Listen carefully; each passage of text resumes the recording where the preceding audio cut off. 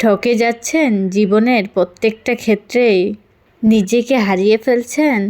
সমস্যা নেই, ঠকে যান, আরও ঠকেন, দেখবেন ঠকতে ঠকতে একদিন জিতে যাবেন ইনশাল্লাহ। আসসালামু আলাইকুম আমার প্রিয় ভাই বোনেরা, আপনারা সবাই কেমন আছেন? আশা করি অনেক অনেক ভালো আছেন। আপনাদের দোয়া ভালোবাসা আলহামদুলিল্লাহ আমি অনেক ভালো আছি। আজকে দুপুরে খাওয়ার জন্য রান্না করেছিলাম মজাদার বোনা খিচুড়ি। প্রথমে আমি পেঁয়াজটা লাল লাল করে নিলাম, তারপরে আমি দিয়ে দিয়েছিলাম টমেটো দেওয়ার পরে আদা রসুন দিলে তাহলে আর বেশি একটা তেল ছিটায় না। আর তেলের ভিতরে যদি আদা রসুনটা দেওয়া হয় তাহলে কিন্তু ছিটে ছিটে গায়ের উপরে এসে পড়ে। আর টমেটোটা আগে দিয়ে নিলে তাহলে বেশি একটা ছিটায় না। এই তো আমার আদা রসুন টমেটো এগুলো কষিয়ে আমি হলুদ মরিচের গুঁড়াগুলো দিয়ে দিয়েছিলাম।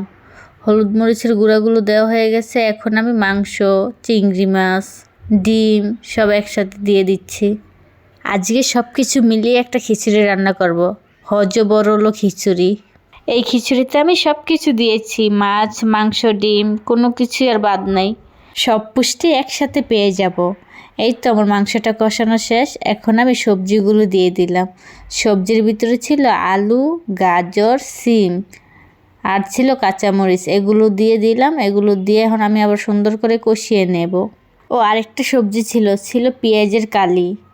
সব সবজি অল্প অল্প করে দিয়েছিলাম, ঘরে যা যা ছিল অল্প অল্প করে কাটতে কাটতে দেখি অনেকগুলো হয়ে গেছে। এই তো আমার সবজিগুলো এখন কষানো শেষ। এখন আমি চাল ডাল আগে ভিজিয়ে রেখেছিলাম, ভিজিয়ে চালের পানিটা একটু জড়িয়ে নিয়েছিলাম, ওই চাল আর ডাল একসাথে দিয়ে দিলাম। আজকে আমি খিচুড়িটা রান্না করব পোলাওর চাল দিয়ে। আমি পোলাওর চাল, মুগ ডাল, মসুরির ডাল এই 3 রকমের ডাল চাল দিয়ে রান্না করছি।